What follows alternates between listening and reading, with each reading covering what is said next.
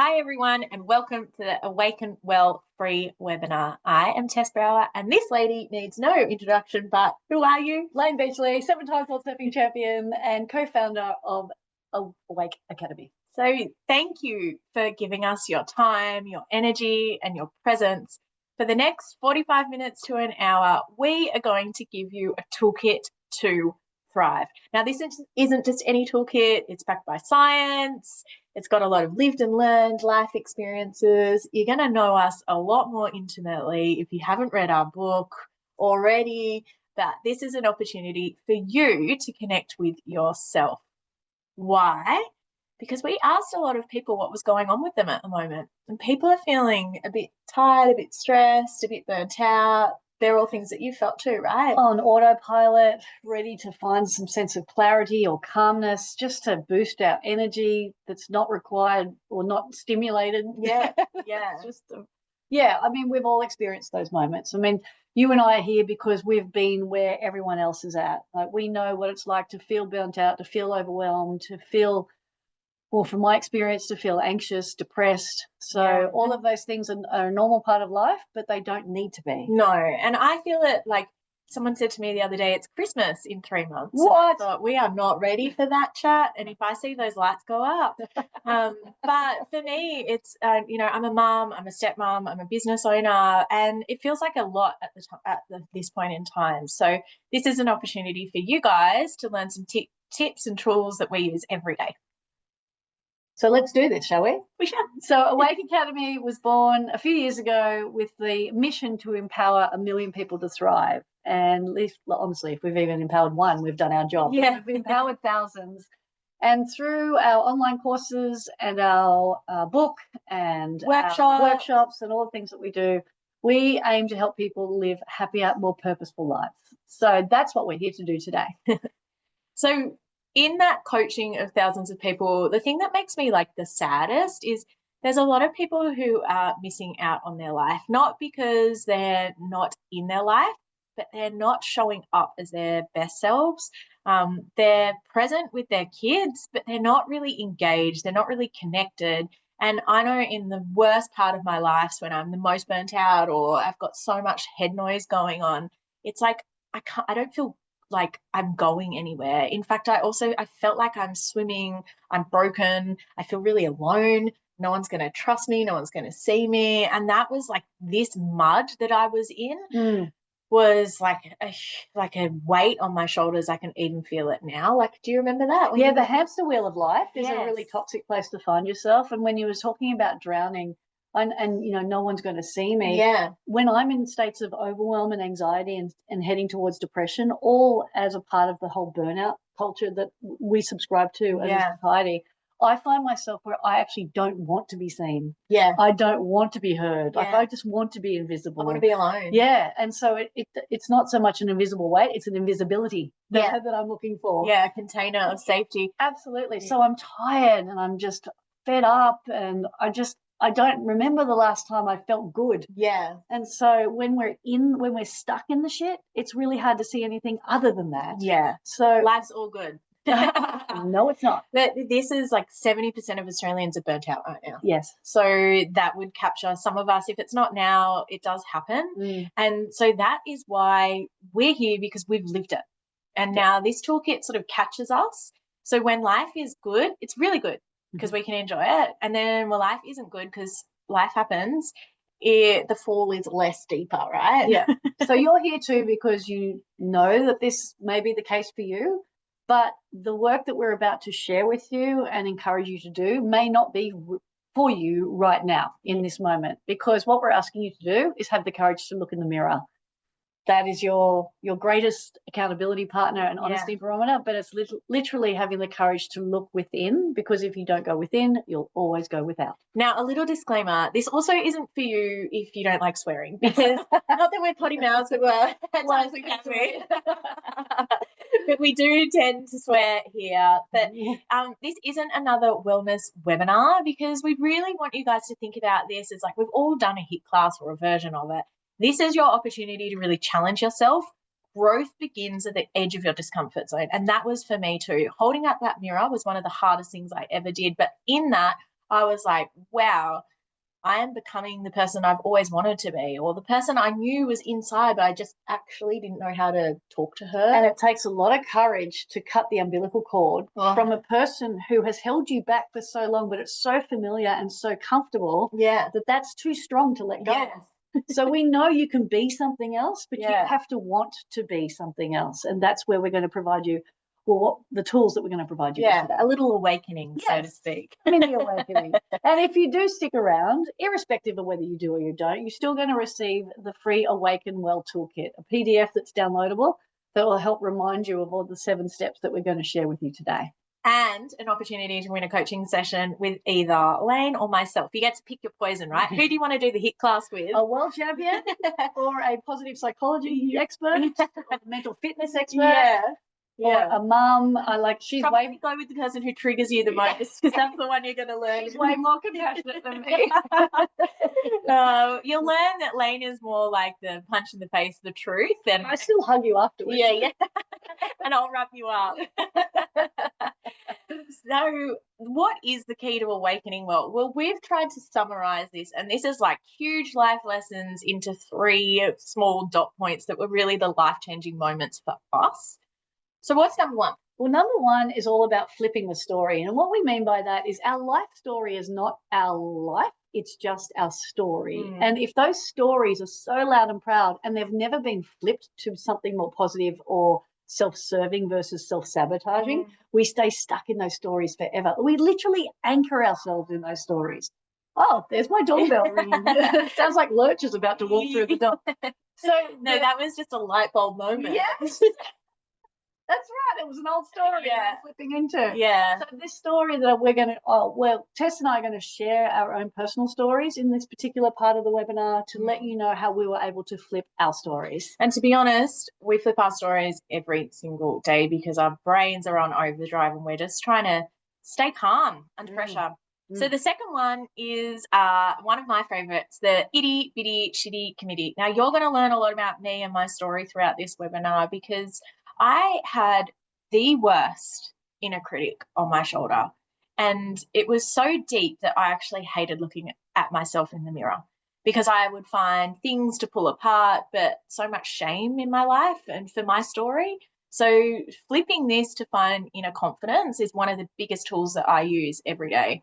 And oh gosh, you would have had a few itty bitty shitty committee. I am an itty bitty shitty committee myself at the best of times. So especially when you're tired. Yeah, gosh, and that's an indication that I'm burning out and I'm depleted. So the negativity, the self-loathing, the self-doubt, the craving things that I know don't support my health and well-being, that's the itty bitty shitty committee. So you're not worth it. You're not smart enough. But we're going to stop that. The 2 different dogs on your shoulder, we're going to fuel the one that actually serves you and turns your story from I call it from vice to virtue. Like, how do you actually change your life? It's pretty simple. It's a simple tool. And you may think, as we go through this, that it's too simple, but we assure you it's things that we tap into every single day. Yeah. And then number 3, we're going to help you master your energy by providing you 7 super simple daily rituals to help you calm your nervous system. Yeah. That keeps us out of that freeze, fight, or flight response, that stress response, that cortisol, adrenaline. I'm under attack. I'm under threat. No, you're not. I find people, this is one of the most transformative parts of what we do, is help people intercept their everyday habits with little micro habits that aren't changing your life. This isn't go and walk on hot coals or go on a retreat for a weekend. This is stuff that you can use every single day that, quite honestly, that's the bit that changed our lives, right? It's the micro habits, it's the micro moments, and it's the choices. So when it comes to our stories, this is the difference. I'm a 7 times world champion,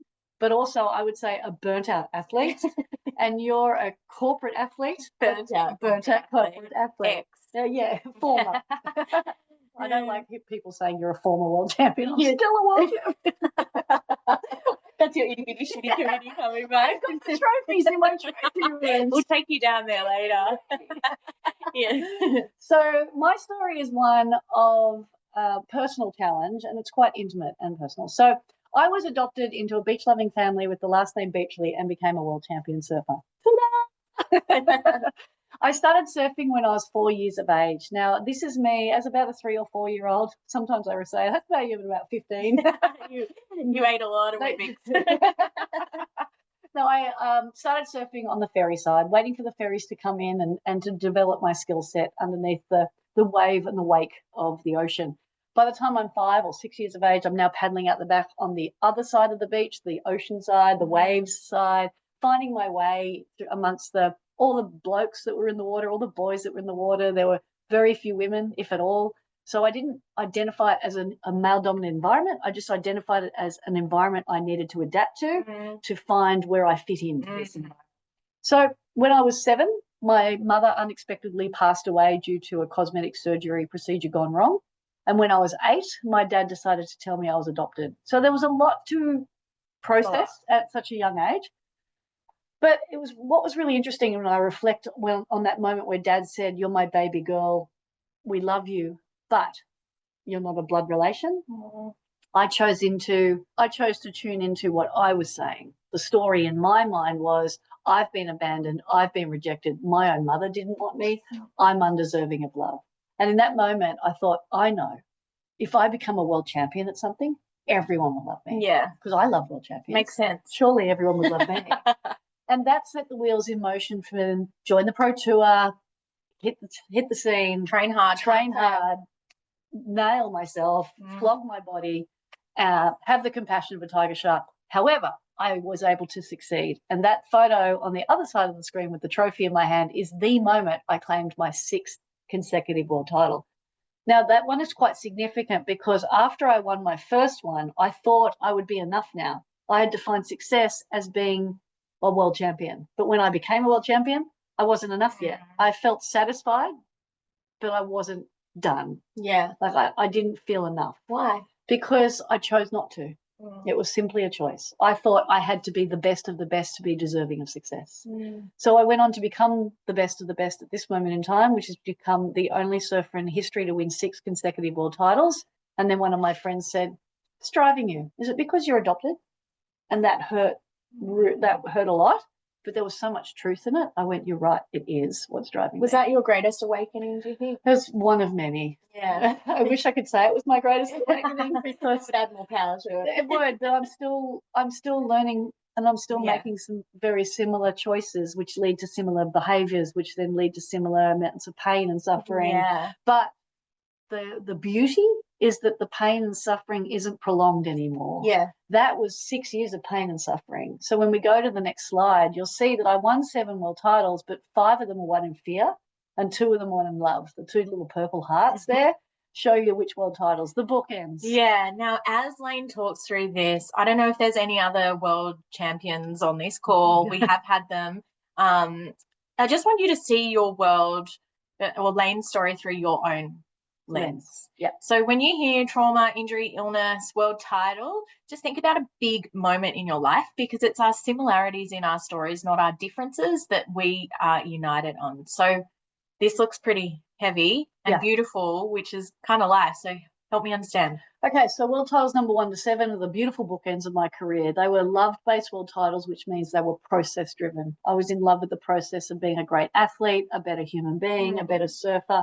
And all of those processes created the fundamental foundations of structure and focus and direction, which then inspired me to take better care of myself. Yeah.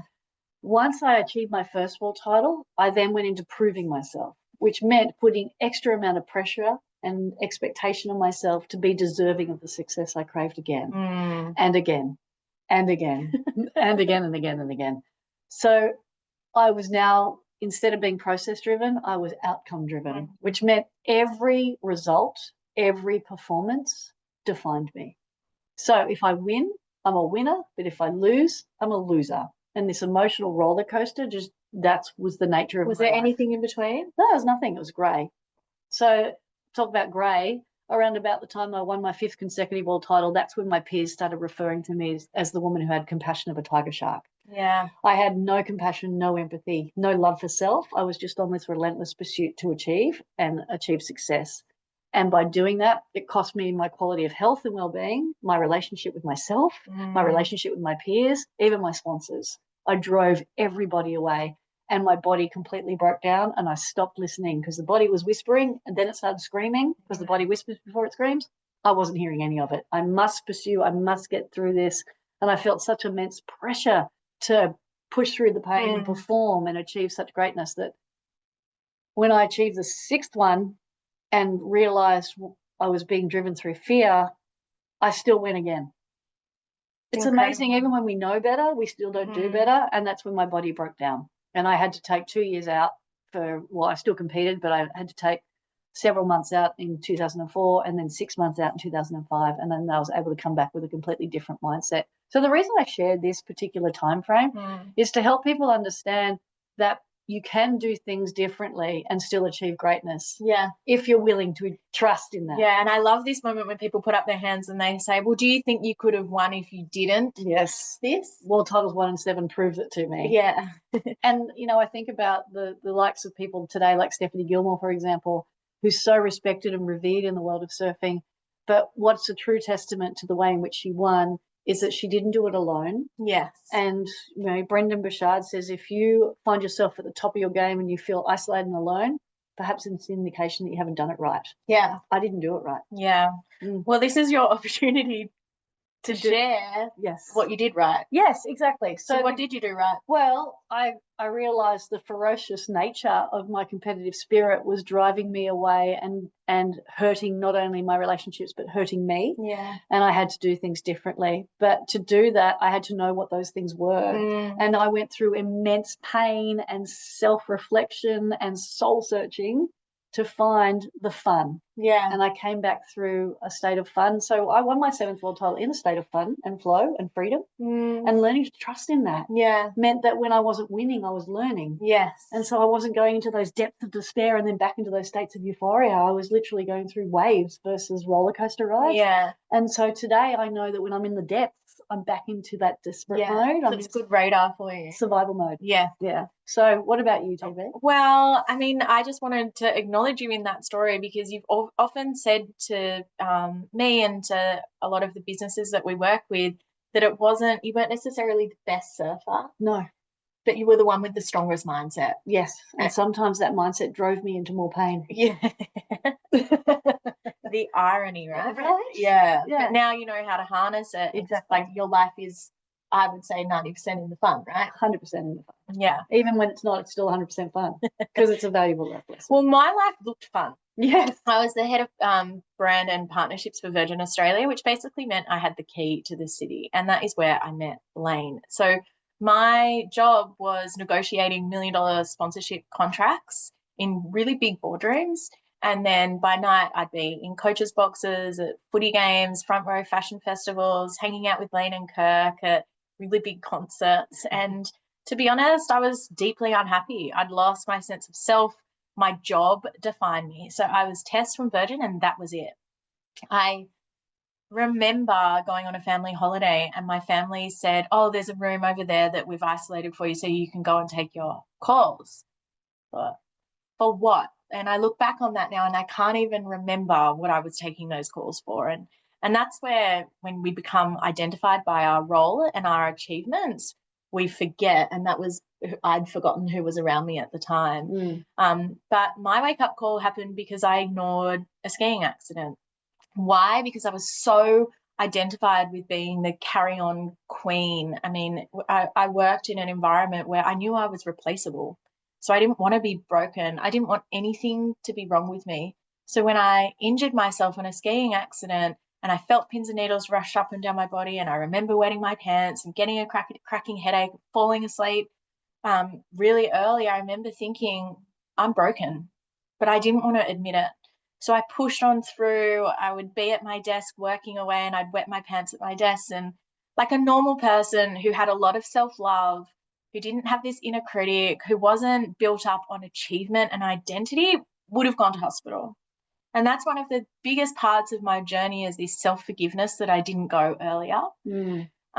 But I would get the person who does that goes to hospital. The other person who hates themselves goes to the shop, and I bought a pair of pants so that I could just get back to work again, even though they were covered in my wee. And that is just, when I tell that story, it's hard not to get emotional because I just think about her and that vulnerable place that I was in. So what I thought would be a quick spinal cord surgery, 6 weeks recovery, and I'd be back at my desk, turned into 7 months in and out of hospital, 3 months in a spinal ward, and 2 major spinal cord surgeries, which I have been told is one of the most high-risk surgeries you can have, so you have to avoid it at all costs. And yeah, for me, it was even just a miracle that I came out of that okay. And Layne came into the hospital because we'd worked together. I sponsored your charity, Aim for the Stars. And Layne and Kurt came in and visited me because we remained friends. And Layne bought a book called My Dream Life. And I thought, is this chick for real? And I'm in a spinal ward surrounded by beautiful paralyzed people. And yeah, I just thought, staring at a white wall, thinking my life is over. And you are, Layne, so out of touch. You are, but I love you. But this wasn't the hard part. The hard part was when I left hospital, and I left the safety net of having people around me who helped me stay supported and broken, so to speak. Yeah, they were reinforcing the belief that you were broken. Because I was. But I realized when I came home and I was 33. I had no job, no money, no car, no home, no boyfriend or husband, no clothes. Like, I literally had nothing. And I remember thinking, that's it. And there was a couple of different moments. I remember I had one with myself thinking, if I subscribe to this story, if I listen to these labels, then there's no point of me being here. But I get to have a choice. And that choice actually didn't happen quickly or overnight. It was going back through my life and looking at my story and looking at my wounds and how they affected me, and how did that moment in that bed or on that floor come and hit me in the face so hard. Other than getting a book? Yeah, well, I think one of the what someone said to me once is like, when did you go bankrupt? Oh, it was overnight, but all my life. Yeah. And that was a bit of an awakening for me. So I had to learn about self-forgiveness and acceptance, like all of the things that I had been through in my life. Money doesn't buy happiness. Now, I worked for the bad boy billionaire Vijay Mallya on a $100 million super yacht, and I worked with the richest of the rich, and not on his yacht, but another. People were hiding tissues under the beds so that they could catch out whether the boat was clean enough. And I thought, this money just heightens what's going on inside. And then this hustle culture, like it's actually, rest is the new age productivity, but I didn't know that. I thought you had to work so hard to achieve, and it was about hours at the desk, not about connection and building relationships and delivering really beautiful work. So in that, I learned, I mean, you nailed it. The body keeps score. It whispers before it speaks. But I think the most important lesson that I learned in all of this is that your story can change your world. I went from 15 therapists down to 2, and it was to support this girl, the one with purpose. Now, the girl in pain, she had people around her. Of course, I had all of the labels, and I still do, that can keep me stuck. But the one on the right she was the one that believed in something greater than herself, and I needed to redefine my life from I am lovable, I am worthy, I am whole just as I am, and shine a light on all of that pain. And then, like, if I told this girl that I'd be the mood booster host on Channel 7, I wouldn't believe her. She's on drugs. Yeah, she's on drugs. There's the book. A variety of them. But that story, flipping that story every day when I really didn't feel like getting out of bed because I was in immense pain, I would still continue to do that. And that changed me. And it was when I found that inner love, the inner worthiness, and that inability, like that total ability to say, like, I love you when I look in the mirror, changed my life. And sure enough, my husband appeared. I didn't plan the 3 stepkids, but I love them dearly, and they're one of my greatest teachers. And then a beautiful boy, Benji. But the biggest one was building a business with you. Yes. So the one thing you wrote in that book that I gave you in hospital while you're looking up at that white wall for 3 months, the one thing you wrote was to build a business. I know. You weren't very specific. Be careful for what you wish for. I know, right? So the beautiful thing about the work that we do is we shortcut the struggle. We take the lessons that we've learned through the highs and the lows and everything in between, and we condense them into bite-sized, applicable habits, tools, tips, tricks, whatever you want to call them, to help people shortcut the struggle, live happier, more purposeful lives. Yeah, so it's all, we were in the mud, right? And we still fall into the mud, and we still, scratch around in the mud from time to time, but we don't spend too much time there. So what you'll find today, and as you work with us over the long period of time, is that everything is lived and learned experience, backed by science. Because that's important, particularly for me. I needed the science because it helped me believe. That's a person like you. I'm just happy to go after it and see if it works. That's why she's got the chat one time. I've got the degree. On error. Exactly. Either way, they'll transform your life. Believe us. What's happened to me? It's silencing your itty bitty shitty committee. That's the little bitch or bastard that sits on either shoulder and just says, "Wait, no, you can't do this. You're not good enough. You're not strong enough. I should. Shoulda, woulda, coulda." There's so much negativity and fear, blame, shame, guilt. It's the guy or the thing that sits here, or if in my experience, it sat inside my brain. Yeah. And it literally burrowed into my subconsciousness and held me back from so many growth opportunities because it was my ego saying, you are not good enough. You do not deserve this. You don't belong. You're not worthy. You are not enough.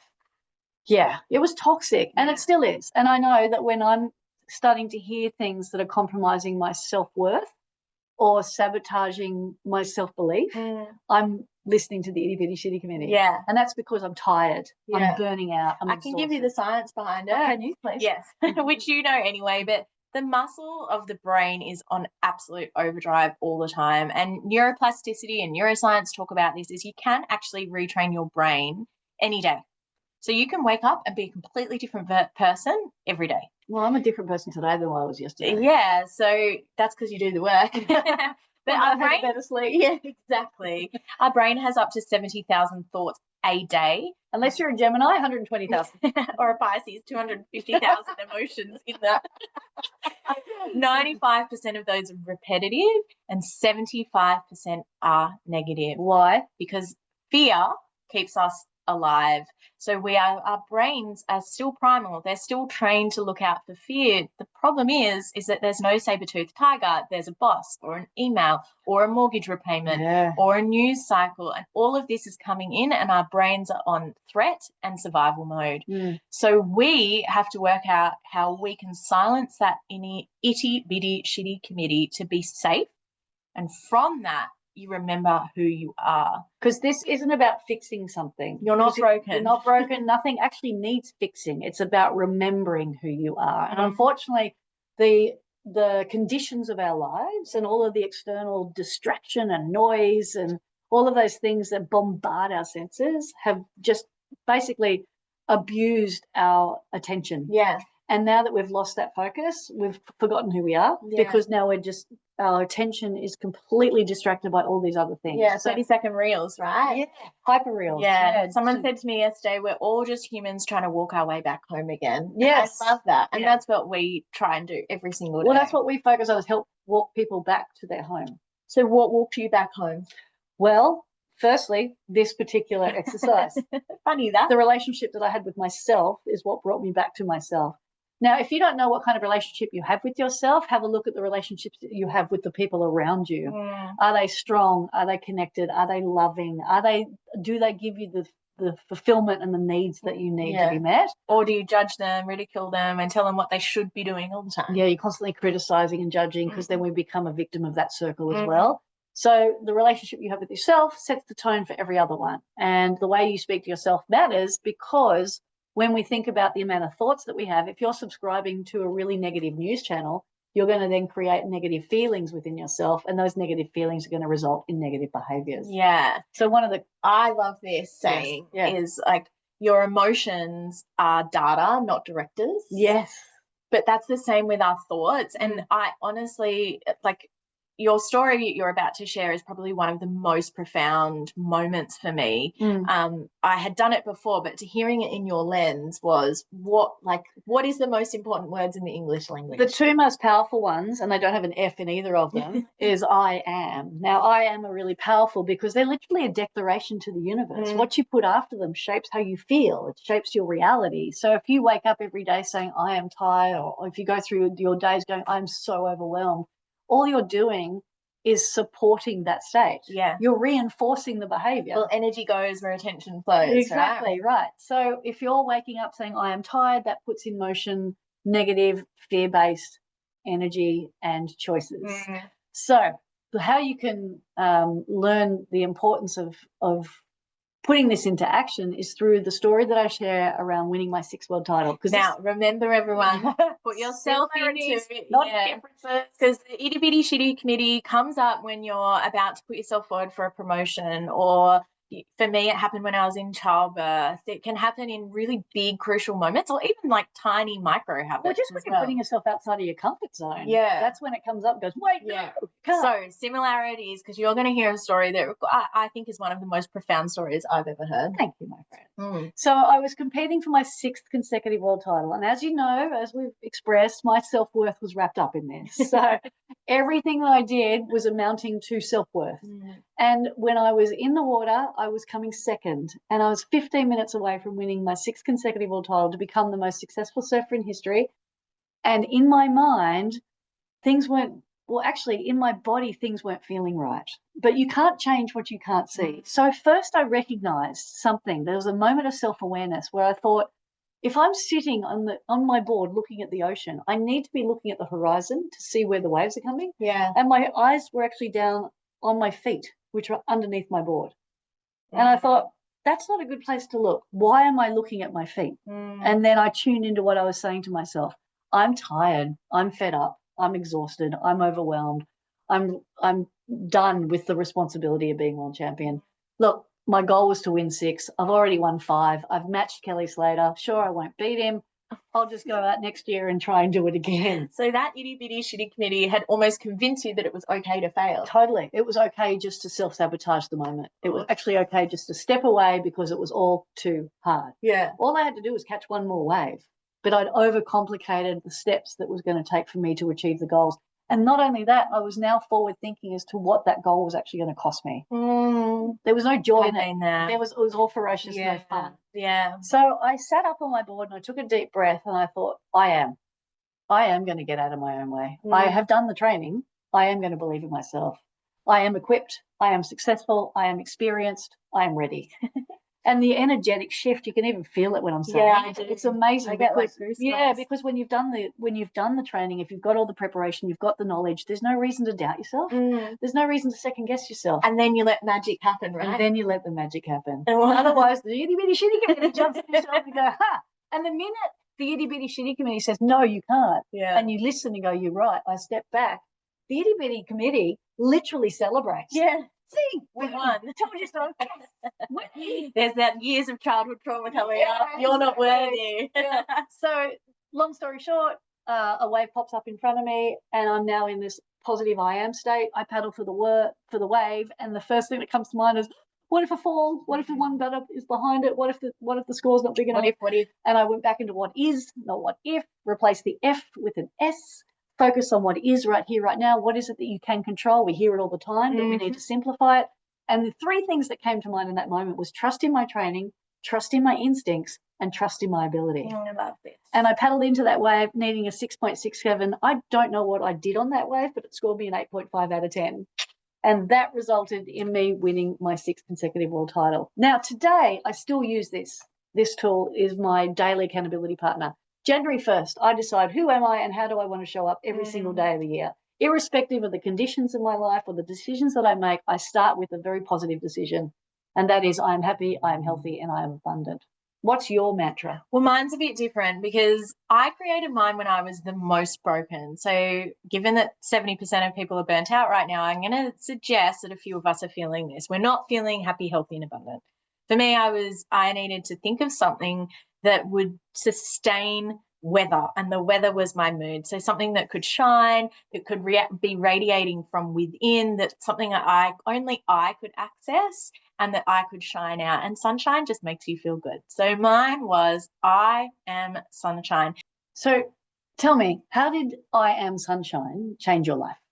Well, when I was so broken and so depleted, I didn't have an I subscribed to. I certainly looked for one, but I just didn't believe myself. And I was almost gaslighting myself saying I was happy and vibrant and well, because I really wasn't. So I thought, what is something that I can anchor into that can get me out of bed every day? And that was I Am Sunshine, because it weathers all of the storms and it radiates from within. So I wasn't outsourcing that to anyone else. It was coming from me. And the first time I went out, sorry, I know that we've just, I did say, and the second time when I met my husband. But I think we're going on. Okay. So the first time I went. The first time that I went out, I had this story that I was broken, and an umbrella flew and hit me in the head, and I was in my neck brace, and it was a big drama. And I thought, wow, I definitely created that. Rightly or wrongly, I feel like the energy that we put out is what comes back to us, and that was it in motion. And then I did a lot of therapy, and I went within, and I came up with I Am Sunshine. And every morning, rain, hail or shine, I would go out and watch the sun rise, because when you're feeling blue, no sunrise when it's raining, touch green, but the sun does shine through. And when I went out the next time, which was about 6 to 8 months later, and I was at a bar, and I remember seeing my husband, and we started talking. Your future husband. And the first words he said to me is like, I need to know who you are. You're like sunshine.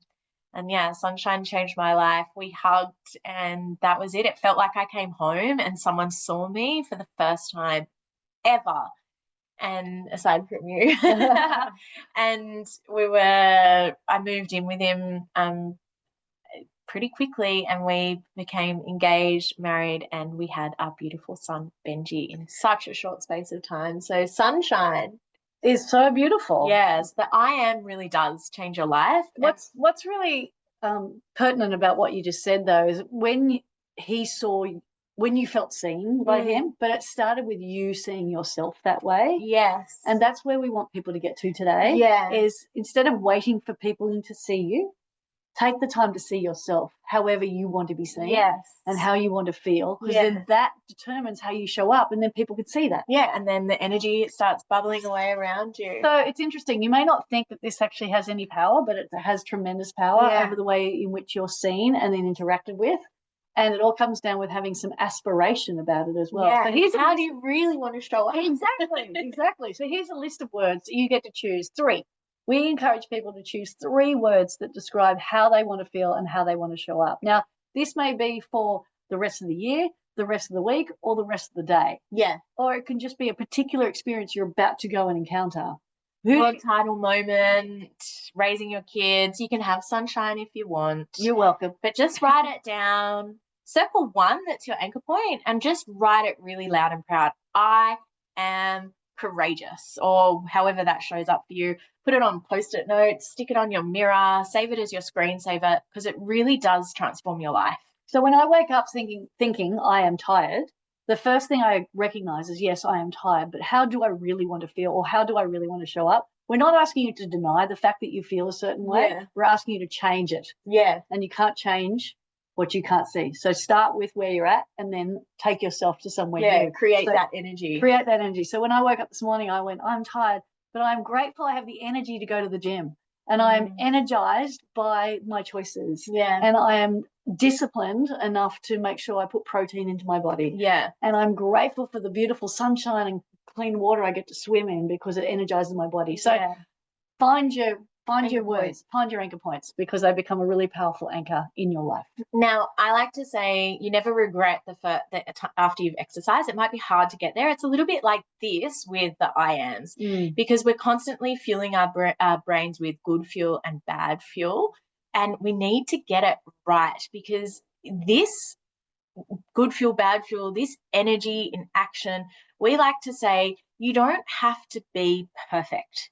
You just have to start.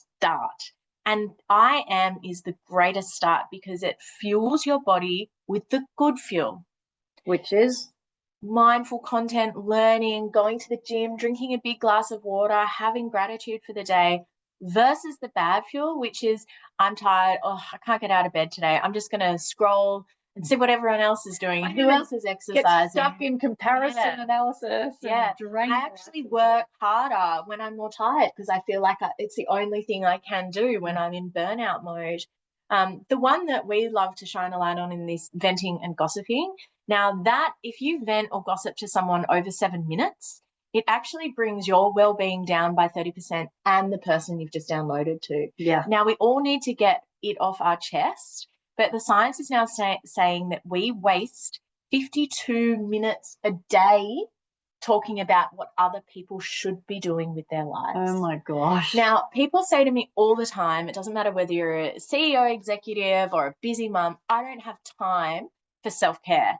I'm like, well, actually, here's 52 minutes. Yeah. What are you going to do with it? Yeah. And it's creating this good fuel list for your brain to understand that when you're in moments of tired or you've got a moment to yourself, you're using that with stuff on your good fuel. Now, I coach a CEO and he used to work on the transport home. And I said to him, what can you create that's your good fuel? He's like, I love listening to music. So he's now created the Good Fuel music playlist. Great. And that's what he does. Instead of putting his head down, writing 1,000 emails, getting home, walking in the door, and he sees his kids and he's like, got to get you to bed because I'm burnt out and tired and I just need to watch something on Netflix. It's as simple as making a different choice. Yeah. But we need to know what that choice is going to be. Yeah. So we're going what's to in give the you good fuel? Yeah, we're going to give you some good fuel now. Right. So if you believe that you're worthy of self-care, you will take better care of yourself. So here's 7 very simple ways that you can anchor yourself in self-care and bring yourself home. In the micro moments. In the micro moments, in the micro habits. Simple as drinking extra water. Our brains are 60% water. Our bodies are 75% water. Trust your thirst. It's there for a reason. Improves our cognitive function, eliminates toxins, suppresses our appetite. Simple thing as drinking at least a minimum of 2 liters of water a day will improve your quality of life. Yeah, water before coffee. That's my Water trick. before coffee, yes. There's a lot of science around exercise. A lot of people are like 30 minutes, 40 minutes, then your cortisol hits. Ignore all of that. Get outside, do 20 minutes or in the gym and really get your heart rate up. Let your body sweat and move if that's available to you. I had to do a lot of walks to find myself, but it is a bit of a habit stack because you get outside, you get nature, you get to have some water afterwards, you get a little bit of sunshine, but you are moving your body. It is the #1 antidepressant over a pill. Yes. And we need to be doing more conscious exercise, not just running around after ourselves and our lives. Exercise is the body's natural antidepressant. Yeah. Another way that you could truly anchor yourself is through intentional breathing. One of my favorites is the box breathing exercise. It's as simple as closing your eyes, allowing yourself to feel relaxed, uncrossing your arms, uncrossing your legs, and breathing in and out through your nose. Now counting in for a total of 4 seconds, holding for 4 seconds, exhaling for 4 seconds, and holding for 4 seconds. One cycle takes 16 seconds. Every single one of us has the time to do one cycle of an intentional box breath. Yeah. Ideally, start your day with 4 of them. There's a minute gone, and you'll feel so much better and so much more clear. Recently, when Kirk and I were on a holiday and I got super stressed and I noticed that my mind was racing and I was getting really agitated and uptight, I literally just stopped what I was doing. I took a really deep intentional breath in and went, okay. Yeah, and that's the physical sigh breath. And I love that breath. Yes. I do it all the time with my kids in the kitchen. Yeah. When I've been like on high alert and then someone comes in and says, what's for dinner? And I go, do you want to come and help me cook? Yes, please. Instead of, you go get it yourself. So how did that show up for you when you were on holiday? Well, I was way more calm and clear and I was able to solve the problem. You remembered what country you were in? Yeah. Yeah. Oh, I don't speak Spanish. All right, you've got your next one, which is your I am. Repeat it constantly. The brain is looking for safety and it will look for fear because fear keeps us safe. You have to rewire it every day with your I am mantra. And guess what happens? You start to see more things that support your statement of sunshine. Like me, I just happened to find my husband, but there were plenty of other proof points that I was sunshine every day. Now, this making your bed sounds like a pretty obscure one, but it's pretty important because it does kickstart your day with a sense of achievement, as you see on the screen.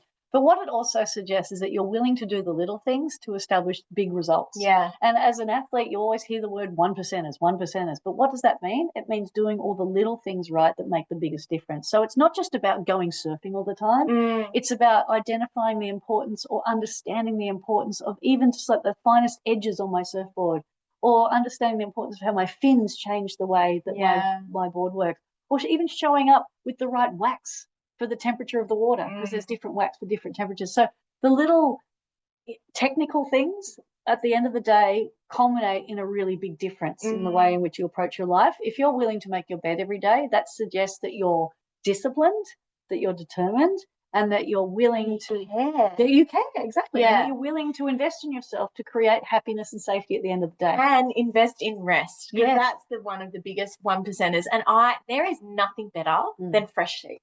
Oh, that's true. I mean, there are a lot of things, but that's such a nice thing. It is. So my favorite micro habit is, of course, sunshine. But I like to think of our bodies and our minds as like a Tesla vehicle. We need to plug in and recharge. Now, how long can a Tesla last for? Depends on who's driving. Yeah. Who's driving? How many apps you use? How long? Days. And if it's you, couple hours. We need to recharge, and that is as simple as working in 90-minute increments, going outside. If there is sunshine, sitting in it, or if there's not, still sit in somewhere that you can feel nature. Close your eyes, taking a few deep breaths and just reconnecting and shutting it down. I love it when you have a problem with IT. The first thing they say is like, did you turn your computer off and turn it on again? Restarting solves everything. Yeah, and you go, and then you do it and it works. We are the same, but we need to do it at micro moments throughout every day. And there is a huge benefit of sunshine in vitamin D, and we spend so much more time inside. So get out, slip, slop, slap if you need to, but just spend 5 minutes at a minimum a day. Elevates your mood, lowers your blood pressure. It has profound health benefits. Almost as good as gratitude. Almost as good as gratitude. Now, gratitude is a real powerful tool because it anchors you in the moment and connects you with what's important. Stops you from being hijacked by the urgent, and gets you really grounded and centered into what you value within your life. So the most important thing around a gratitude practice is adding the addition of why you're grateful for that. Otherwise, it becomes a flippant response. Like I love lamp and I love carpet, which is the Anchorman reference. But for me, gratitude, even this morning, I remember getting out of the water going, I'm so grateful for how clean and clear and cool the water is today, because it really brought me back into my body. It brought me out of my head. It made me feel restored.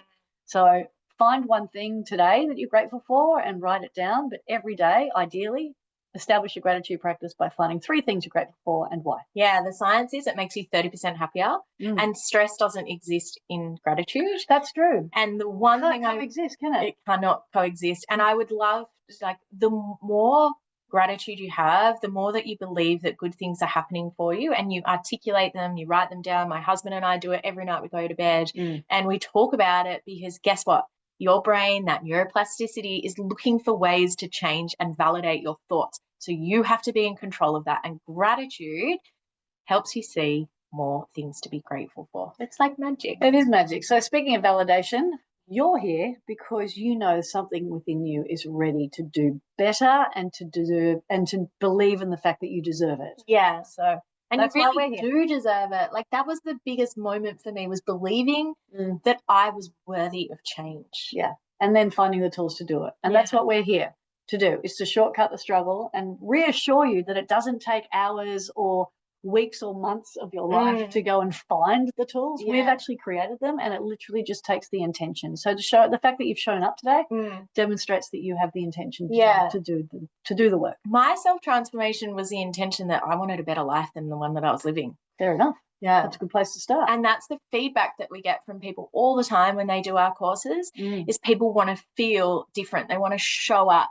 better. Now, my favorite stat here isn't a number of like how we've improved people's lives. Yes, that's great. It's great validation for us. 100%. But the thing that is the most validating and that warms my heart is when I see families out of the person that we've trained, and they're like, you gave me my mum back. Why? She's just happier. She's more present. Or as someone said to me the other day, you were the wake-up call I didn't know I needed.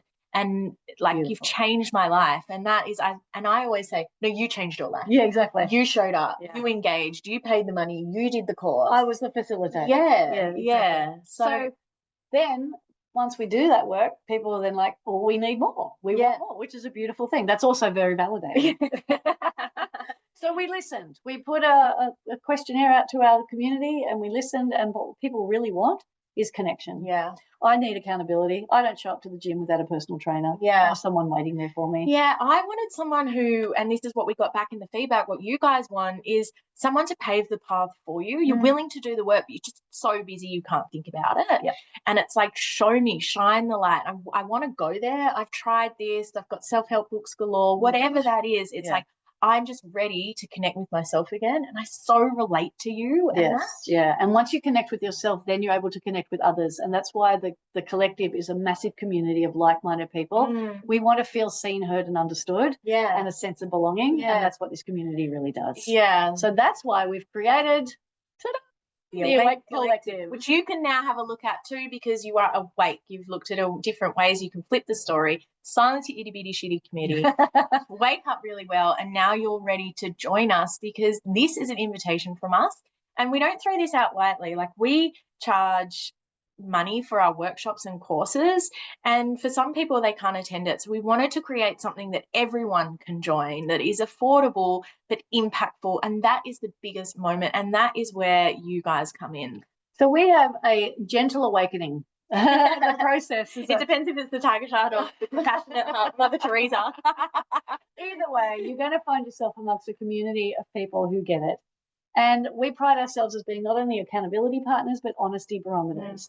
And the real beauty around this is the weekly connection that you'll get. It's not just a matter of, here's the work, go do it. We literally hold your hand throughout the whole process, because we needed our hands held as well. Yeah. And we love that part of it. So we pride ourselves on not only having lived and learned experiences, we know it's all backed by science, but we know the work works. Yeah. And that's why we're really proud to share this work with you. Yeah, and I cannot wait to see sorry, I'm busy, I've got a call with a 7-time world champion come out.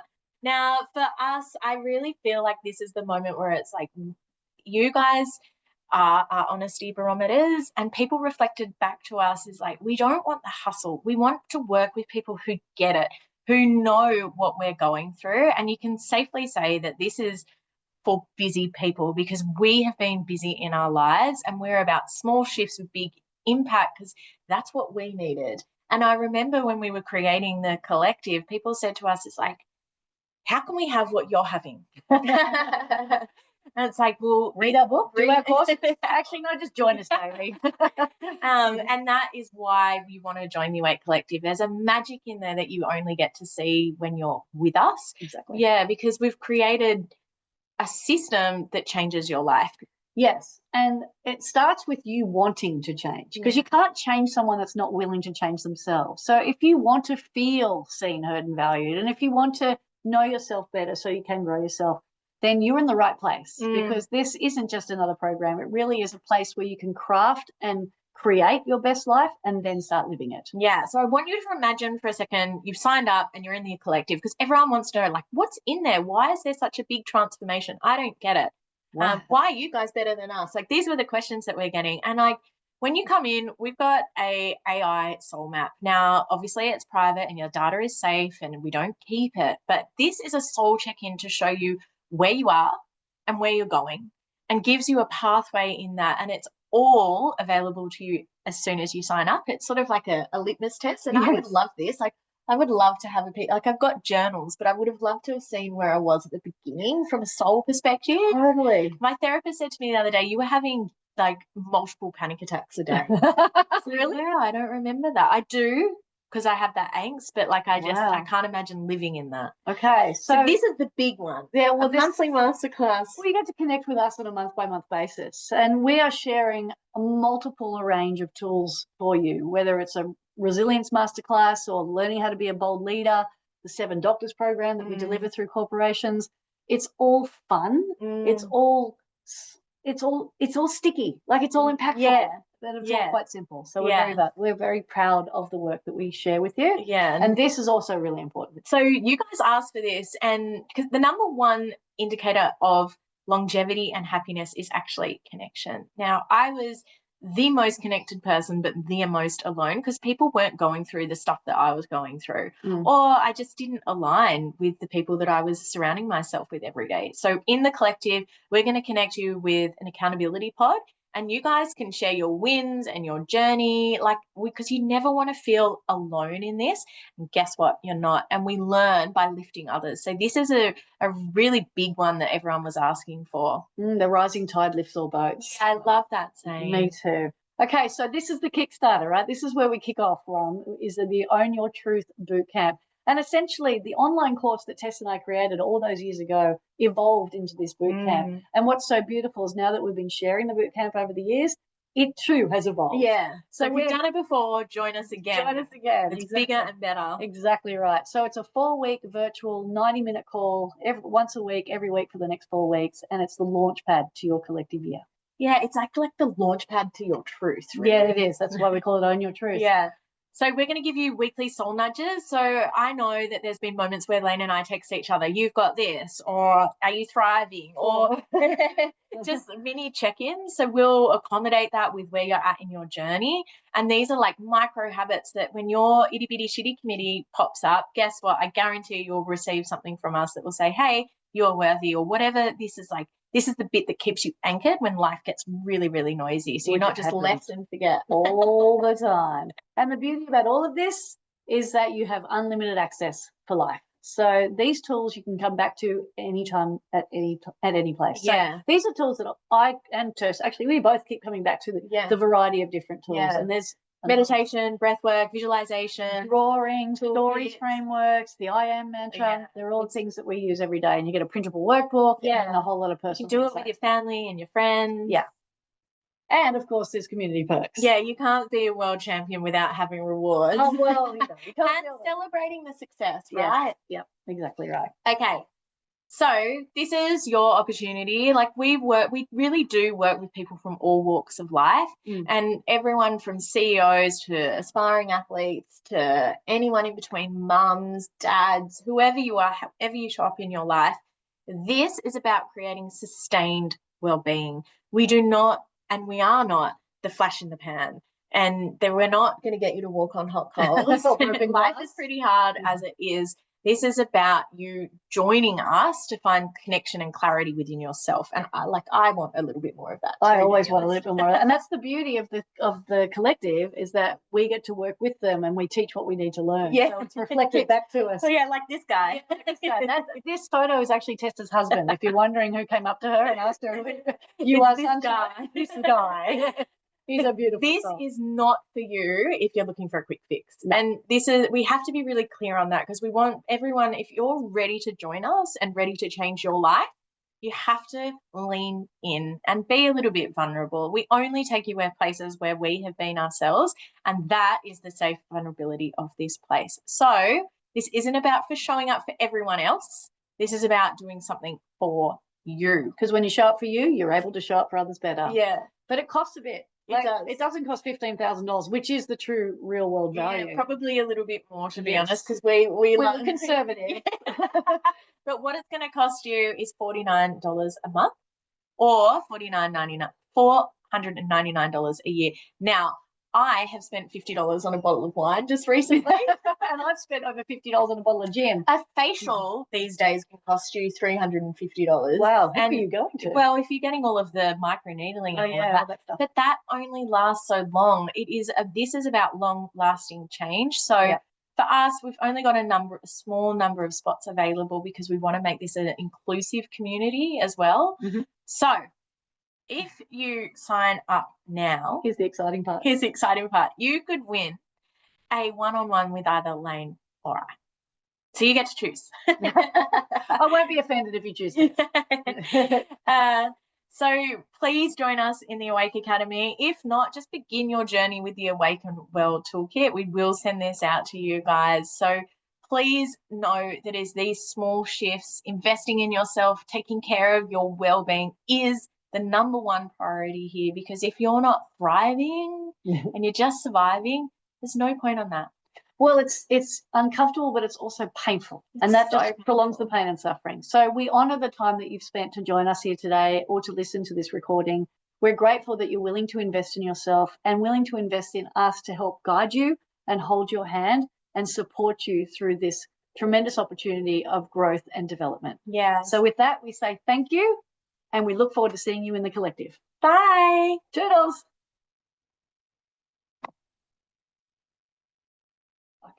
Who puts on a fucking jackhammer at 5:30 in the afternoon?